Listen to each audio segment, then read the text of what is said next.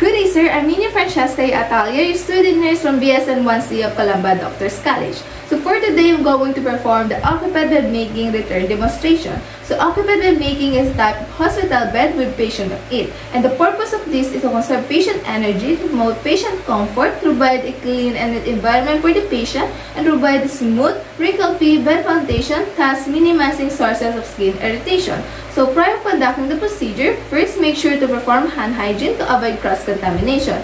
Then next, apply clean gloves if necessary. So apply clean gloves only if all linen is soiled. Then next, inspect for other infection control procedures and provide patient privacy. So it's important to maintain patient privacy. Then next, ensure that all of the equipments to be used are complete. This includes the following. So first, we have the bed blanket, towel, bottom sheet, rubber sheet, draw sheet, pillowcase, top sheet, and we also have here a hamper. So it is important to remember that in placing the equipment, it should be stacked which one will be used first. And be sure not to let clean linen touch your uniform to avoid cross-contamination. Then next, arrange the equipment on the bedside table or chair and then remove unnecessary equipment. So in placing the linen, it should be placed in a clean surface to minimizes the spread of infection, and organizing the equipment provides smooth procedure. So now let's proceed for the conducting of the procedure.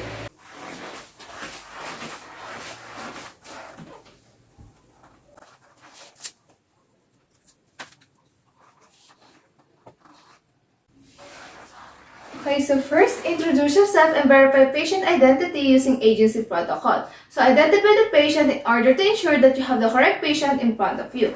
Okay, so good afternoon, ma'am. Before anything else, I'd like to introduce myself. I'm student nurse Nini Francesca Atalia, and I'll be your student nurse for today. So for your verification, ma'am, I know your full name and student birthday, ma'am. Virginia Oreta, Birthday, ma'am. September 18, 1946. Okay, so can I see also your enlistment, ma'am? Okay, thank you so much, ma'am. Next, explain the procedure to the patient, why this is necessary and how the patient can cooperate. So, minimize anxiety and promote cooperation. Okay, so Ma'am Oreta, I'm here to make your bed, including asking you to turn to the side and roll over the linen. So, Ma'am, we have to do this kind of bed making to promote your comfort, hygiene, and well-being. Is that okay with you, ma'am? Okay. Okay, so next, adjust the bed height to comfortable working position and secure the lock. So minimize strain on back, and it is easier to remove and apply linen in the bed in a flat position. So adjust the bed height, then secure the lock. Then next, lower the side rails and remove any equipments attached to the bed linen such as skull light. So removing of attached equipments from the bed linen provides smooth procedure. So lower the side rails. Then remove the attached equipments. Then next, loosen the top sheet at the bottom corner of the bed to make the top sheet easier to remove.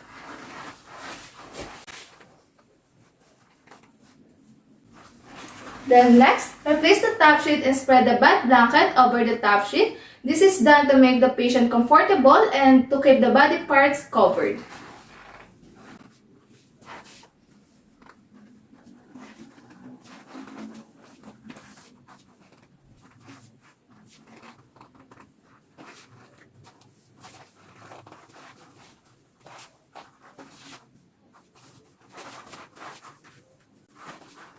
Then next, before going to the other side of the bed, place up against the side rails to protect the patient from accidentally fall. Then move to the other side of the bed. Then lower the side rails. Then ask the patient to hold the top edge of the bed blanket. So having the patient to hold the top edge of the bed blanket provides smooth procedure. And also, encourage patient participation in care. So, can you hold the top edge, ma'am, the bed blanket? Okay. Thank you, ma'am.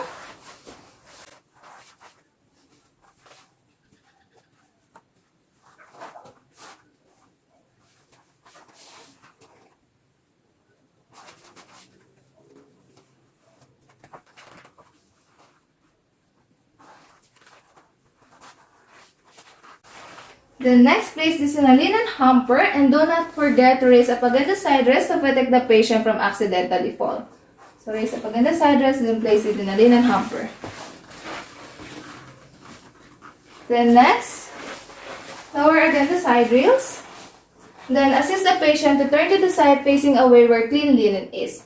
So ma'am, in count of 3, I will turn you to the side, ma'am. Okay? So I'll cross your legs. Then here, can I have your hand, ma'am? Okay. Okay. Then on count of 3, I will turn you to the side, ma'am. Okay, 1, 2, 3. Okay. Okay, so next, adjust the pillow under the patient head. So remember, support of neck muscles prevents injury. Then next, be sure that the side rails in front of the patient is up to protect the patient from accidentally fall. Raise up the side rails, then move to the other side of the bed. Then next, lower the side rails. Then loosen the foundation of the linen, then remove the tuck-in of it. To provide a maximum working space for the placement of the clean linen. Then next, unfold the draw sheet closer to the patient. Also the rubber sheet. Then the bottom sheet.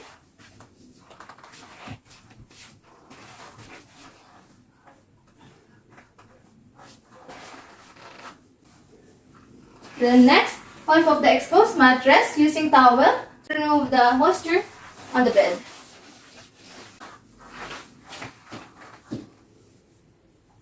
Then next, place the new bottom sheet on the bed. Then unfold the bottom sheet lengthwise.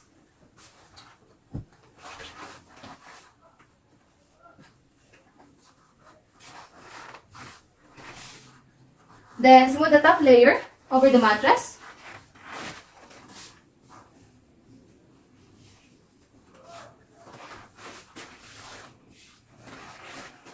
Then unfold the bottom layer closer to the patient.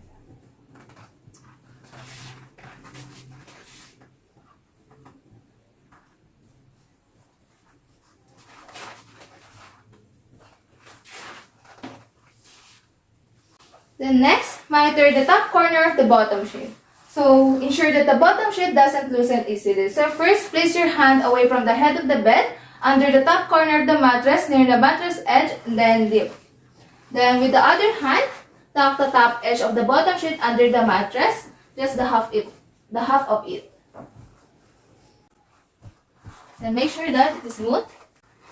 Then next, pick the top edge at approximately 45 centimeter or 18 inches. Then lay it on the top of the mattress.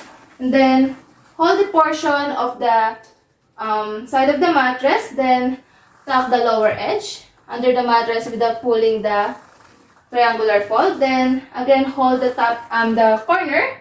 Then pick up the triangular fold and then tuck under the mattress.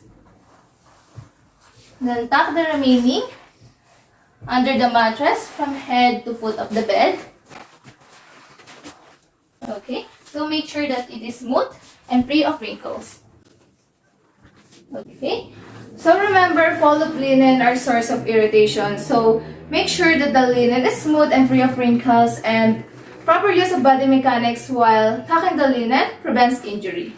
So next, place the clean rubber sheet on the bed. So smooth the top layer over the mattress, then unfold the bottom layer closer to the patient under the bottom sheet. So rubber sheet is used to protect the bed linen from being soiled. Then next, place the clean draw sheet on the bed, and then smooth the top layer over the mattress, then unfold the bottom layer closer to the patient under the rubber sheet. So draw sheet is used to lift and reposition the patient. So next, tuck the remaining excess under the mattress from middle to top, then to bottom. So tucking first at top or bottom, push the sheet sideways. So it should be from top, then from middle to top, then to bottom. So next, help the patient to roll back into supine position.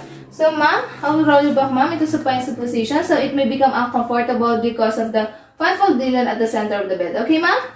So, Okay. I will roll you back, ma'am. 1, 2, 3. Okay. Okay, so are you comfortable in your position, ma'am? Okay, comfortable. Okay, next, change pillowcase. So first, raise the hand of the patient while supporting the neck with one hand, then with the other hand, remove the pillow. So remember, support of neck muscle prevents injury.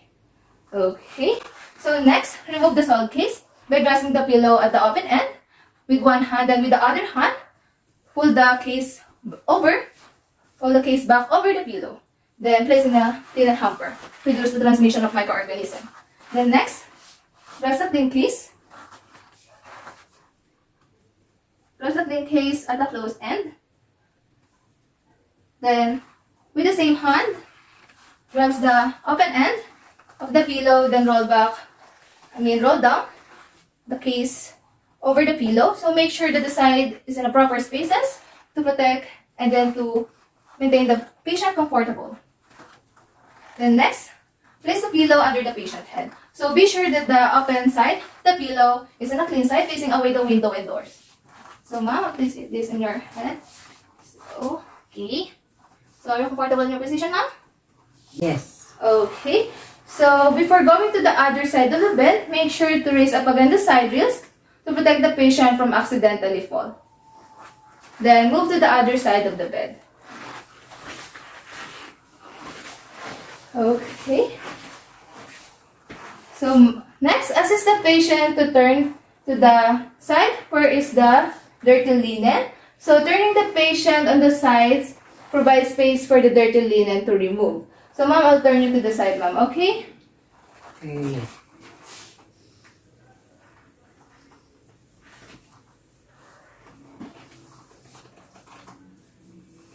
Okay, so in the count to 3, I'll turn you to the side, ma'am. 1, 2, 3. Next, adjust the pillow under the patient head. So remember, support of neck muscles prevents injury. So next. Okay, so are you comfortable in your position, ma'am? Yes.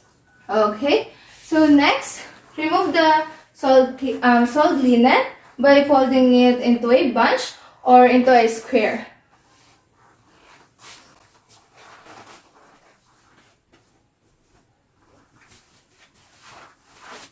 Then place it in the linen hamper to reduce the transmission of microorganisms.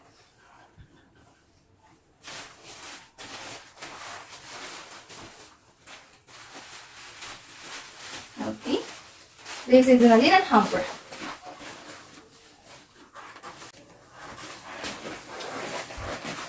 Then next, pull the bottom sheet smoothly over the mattress.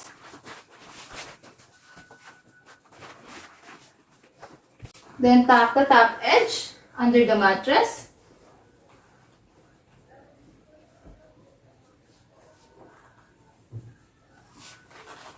Then miter the top corner of the bottom sheet.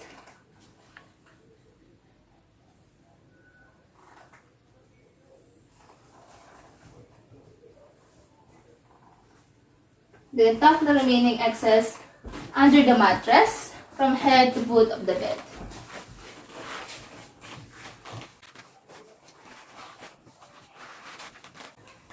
Okay, so remember again, fall of linen are source of irritation. So make sure that the linen is smooth and free of wrinkles. And proper use of body mechanics while tucking the linen prevents injury.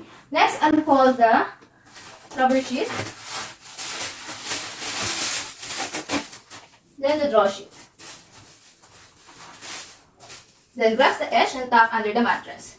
So tuck from middle to top and then to bottom. So tuck it first at top or bottom. Push the sheet sideways. So it should be from top and then from middle to top then to bottom. Okay. So next, assist the patient to roll back into supine position to maintain patient comfort. So ma'am, on count to 3, I will roll you back, ma'am. Okay, 1, 2, 3. Okay, so are you comfortable in your position, ma'am? Yes. Okay, so next, adjust the pillow under the patient head. So remember, support of neck muscles prevents injury. Then next, raise up again the side rails before going to the other side to protect the patient from accidentally fall. So next, move to the other side of the bed. Lower the side rails. Then place the top sheet over the patient. So correct positioning ensures that the top sheet is equally divided over the bed.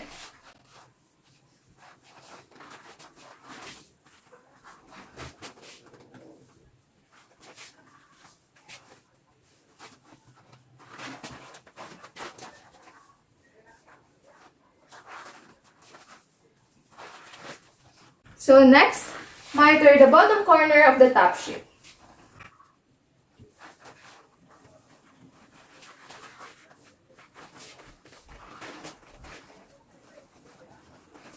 Miter it. So remember, do not tap the triangular fold and make sure that the top sheet is loosened enough to allow the patient movement of feet. So before going to the other side of the bed, raise up again the side rails to protect the patient from accidentally fall, then move to the other side of the bed. Then lower the side rails and ask the patient to hold the top edge of the top sheet to remove the bed blanket. So having the patient to hold the top edge of the top sheet encourages patient participation in care. So can you hold the top edge, ma'am? Okay, so thank you so much, ma'am. Then remove the bed blanket. Make sure that everything is covered while removing the bed blanket. Okay. Okay, then placing the linen hamper to reduce the transmission of microorganisms. So be sure that the side rails are up for placing it in the linen hamper.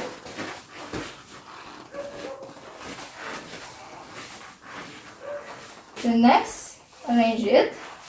The next, lower again the side rails and then miter the bottom corner of the top sheet.